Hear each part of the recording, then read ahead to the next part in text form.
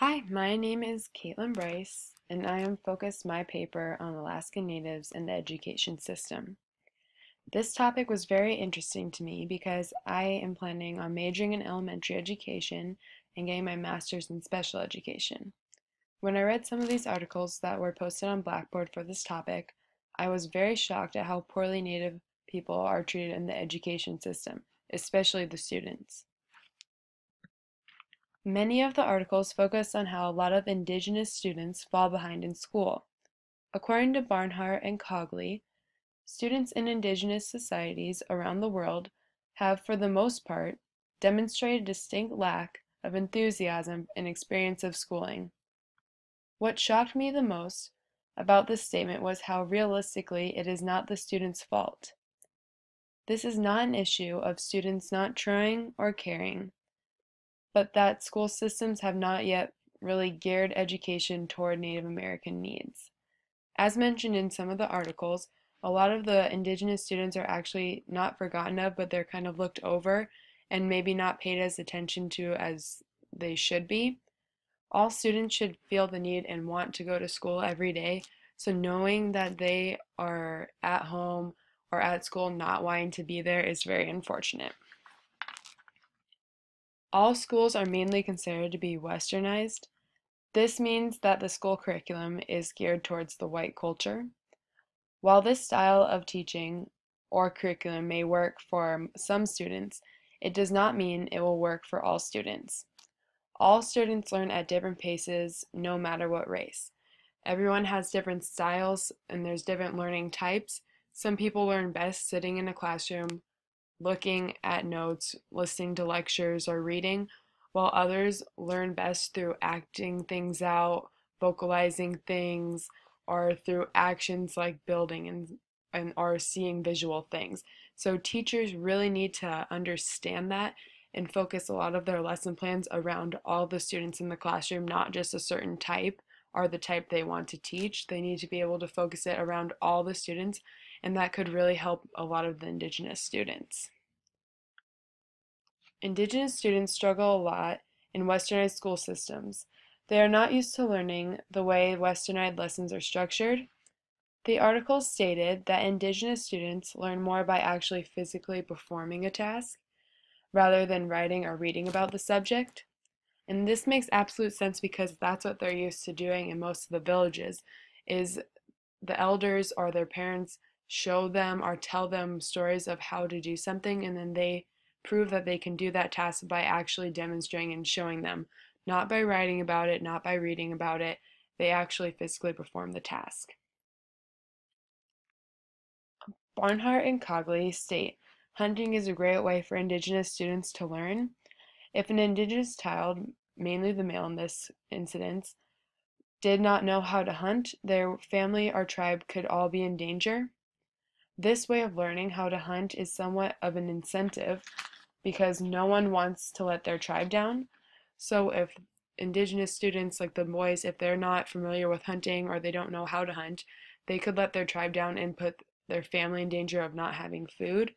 While if the girls don't know how to sew properly or clean things or gather the right kinds of berries, like know which berries to get, they could also put their tribe and family in danger.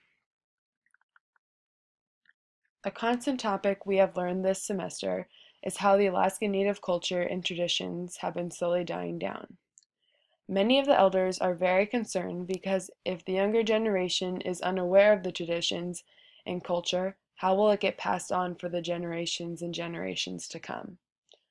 It, in my final paper, I referred to the article, "We Talk to You Because We Love You, Learning from Elders at Culture Camp" by Anne Fia Riordan. I think that this article summed up this issue very well. The elders created a camp that focused on traditional activities such as storytelling, hunting and gathering. The elders state culture is not only a heritage, it is a project.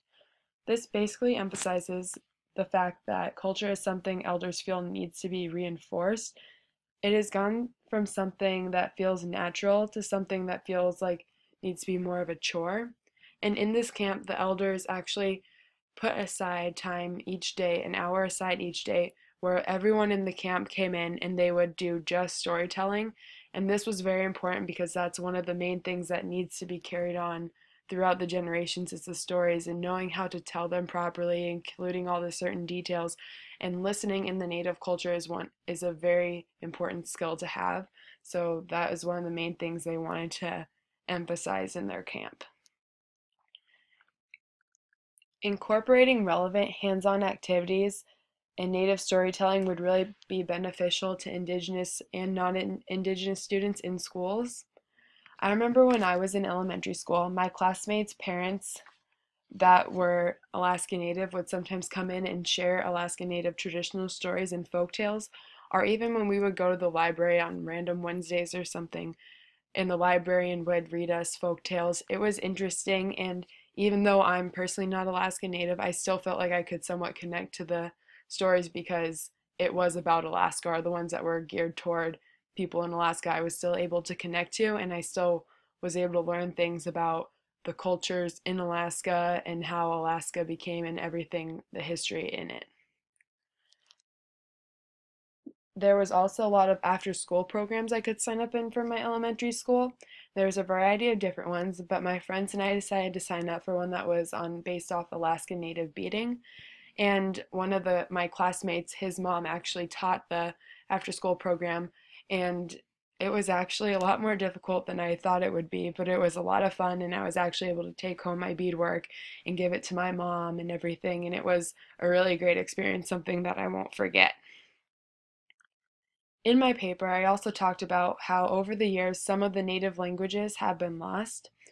When the white settlers first came, they brought with them new ideas, technology, but also diseases.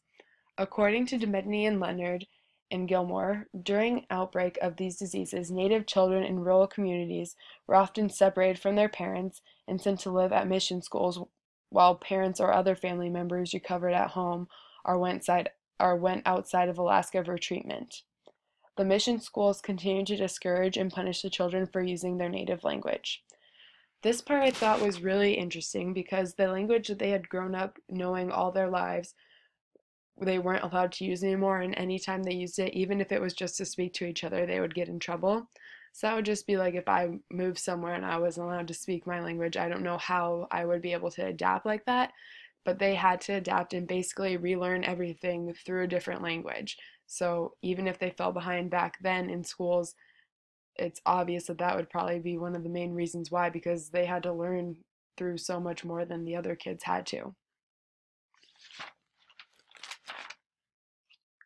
Which goes back to my main point of how the culture and tradition has been lost over time because of all these random things like where they weren't allowed to use their language or they were taken from their family, they weren't able to learn all the culture and tradition that they might have should have. Lastly, I talked about how teachers going out into the Alaskan Native villages should have some knowledge on the Native culture and traditions. Personally, I think that if a teacher was unaware of what they were getting themselves into, they would not be benefiting themselves or the students they were teaching. Yes, they would be able to teach the fundamentals, but it wouldn't be in a way that indigenous students might be able to relate to or understand. Personally, I think that UAF does a pretty good job in this program. So since I'm going into elementary education and special ed, this class that I'm for this anthro class is a requirement for me to move on. And before I take this class, I did not know that much about the Alaska Native culture. Only things I remembered was from when I was in elementary school. And after reading all the articles and participating in the discussions and writing the papers, I've actually remembered and learned a lot more than I thought I was going to. So no way do I think that I'm ready to go into a village and teach, but I think that this part of the system does well prepare teachers to, if they want to do that, they're able to. And during the internship year at UAF, you're allowed to, if this is optional, but you're allowed to go out into the villages for maybe 1 or 2 weeks, I think it is. So that is an option. So if you wanted to do that, you'd have the chance to do it before just going out there and just doing it for the first time. You'd have a chance to do it while still in college to see if that's the right fit for you. Another article that I actually found and used in my essay was Healing the Unhealthy Native: Encounters with Standard-Based Educations in Rural Alaska by Timothy E. Jester. And he mentioned how in the Tiklisha School District they had a no-fail program, which sounds great for the indigenous students and Alaska Natives just because of the dropout rates and just how they've been falling behind. And this way, in the no-fail program, all students would pass in high school with some type of degree. So the students were split off into academic and activity students, so they'd do a lot of the traditional activities. And at the time, this seemed like a great idea because everyone's self-esteem and confidence was up because they were doing actually well in high school and doing something they wanted to. But in the end, when it came down to it, they still needed to take the standard-based education test systems and everything. A lot of the people still weren't able to pass because instead of maybe learning all the education and academic stuff, they were learning more traditional things, so they weren't able to pass. So in the end, when this seemed like a good idea, it actually ended up not being what they thought it was, or it didn't go up to its potential that it could have been. Overall, I think that the education system really needs to find a way to incorporate Alaska Natives more into it, and I think bringing in storytelling or learning more about the Native cultures and traditions at a younger age, even in the beginning of elementary school, could really be beneficial, and maybe providing some more hands-on activities that would include the Native American students that need help in those areas.